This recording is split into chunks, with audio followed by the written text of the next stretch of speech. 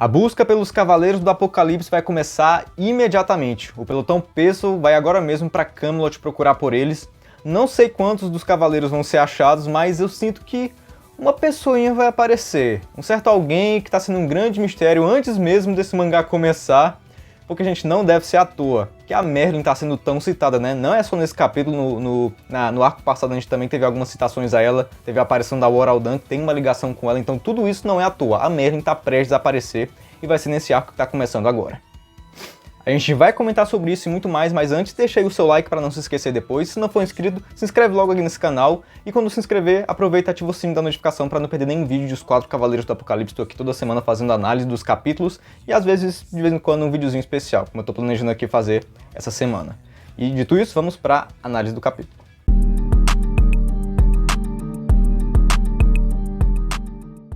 Começando pela Merlin, o Meliodas parece já ter a informação de que ela não está servindo ao Arthur. Mesmo assim, ele e a Elizabeth tocam no ponto que eu venho falando aqui desde os primeiros vídeos desse mangá, que a Merlin é um grande mistério, ninguém sabe o que ela está pensando. Na verdade, a coisa que mais foi revelada sobre ela ali naquela grande revelação do final de Os Sete Pecados Capitais é que ninguém conhece ela, ninguém conhecia ela de fato. Que ela estava sempre mostrando ali uma face que talvez não fosse a verdadeira face dela, então nem nós, leitores, nem os personagens que estavam ali ao redor dela o tempo todo conheciam ela direito, então como quer que seja o arco da Merlin nos 4 Cavaleiros do Apocalipse, acho que agora a gente vai conhecer quem ela é de verdade, né? Talvez algumas nuances da personagem que a gente nunca viu em Os Sete Pecados. Então eu acredito que ela vai ter mais desenvolvimento aqui em Os 4 Cavaleiros do Apocalipse que ela teve em Os Sete Pecados Capitais, apesar de ela ser um dos personagens título ali da obra passada, né? E essa pseudo-aparição dela aí nesse capítulo me fez lembrar dessas cicatrizes de queimadura que ela tem no rosto, que eu já nem lembrava que ela tinha. O que por sua vez me fez lembrar, gente, que na saga de livros As Crônicas de Arthur, a Morgana, ela tem um rosto deformado por cicatrizes de queimadura. Então esse negócio na capa azul que fazer a Merlin ter essa cicatriz talvez não tenha sido uma ideia que surgiu do nada, né? Talvez seja justamente uma ideia tirada daí. E o que eu tô dizendo? Que isso reforça já a minha teoria de que a Merlin pode ser a Morgana do Nakaba Suzuki. Porque tem aquela minha teoria que eu mandei alguns vídeos atrás, né? De que tanto a Merlin como o Arthur podem ser filhos da War Aldan, o que faria deles meio-irmãos, assim como Arthur e Morgana ali das histórias originais do rei Arthur. E outra coisa, né, gente? Não vamos se esquecer que Merlin não é o nome original dela. Ela tem um outro nome, que é aquele negócio lá incompreensível para pessoas normais.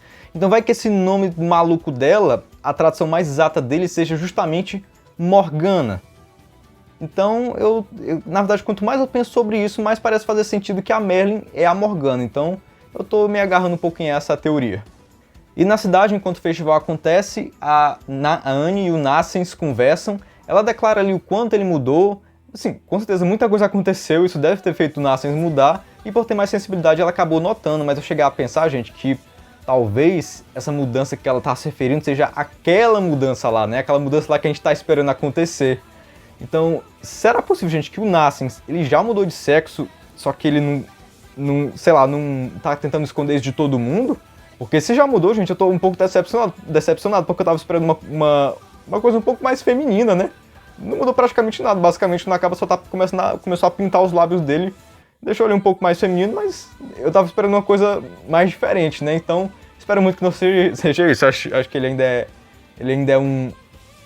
Putz, não dá nem pra dizer que ele é homem, né? Ele continua sem sexo, ele ainda vai mudar de sexo. Talvez a mudança aí que a Anne tá falando, mesmo que ela não sabe exatamente o que é, seja que o Nassens agora tá mais consciente dos sentimentos dele pelo Peso, né? Talvez seja isso. E diante do sumiço ou roubo repentino de Darkmoon, o pelotão Peso decide agir imediatamente. E para quem não se lembra, esse reino aí é o reino do Griamor com a Verônica. Verônica, caso vocês não tenham, alguma pessoa aí não tenha lido Os Sete Pecados Capitais, é uma das irmãs da Elizabeth. E como o castelo acabou de sumir, eu acho que eles devem ser justamente as primeiras pessoas que vão ser resgatadas por lá, né? Depois que o pelotão Peso chegar, eu acho que eles ainda não vão ter sido presos no caldeirão de Anum. Então Griamor, Verônica e família vão ser resgatados logo, eu imagino. E uma informação que a gente tem aí é que o Kion não dá notícia pro pai dele há 1 ano, sendo que ele tá procurando o Tristan lá com a Isolde há 2 anos, né? Ele só parou de dar notícia porque ele tá muito concentrado na busca ou aconteceu alguma coisa? Acho que a segunda opção é um pouco mais interessante, né? Na verdade, eu acho que a Isolde, ela até pode ter sido aprisionada mesmo, lá em Camelot, lá no caldeirão de Anum. Mas eu aposto que o Kion, gente, ele deve estar com a Vivian. Vivian, que por sua vez, acho que deve ter se aliado ao Arthur. Então, acho que tá todo mundo lá em Camelot, só que o Kion, mais especialmente, ele tá, sei lá, em qualquer covil ali que a Vivian tenha por Camelot. Então, imagino que no Caldeirão de Anun tá só a Isolde e imagino que também a Gawain, né?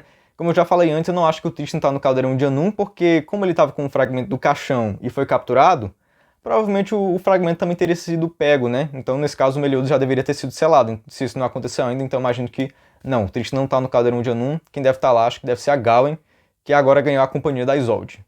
E minha nota para esse capítulo é 9,3. O nome do próximo é Vidas que se Atraem. E, gente, se eles estão indo para Camelot, acho que uma coisa que todo mundo deve se perguntar é, já que o Narsen, agora a gente sabe que ele é um híbrido, né, de fada gigante, ele vai conseguir entrar lá, sendo que tem essa barreira que só humanos conseguem atravessar?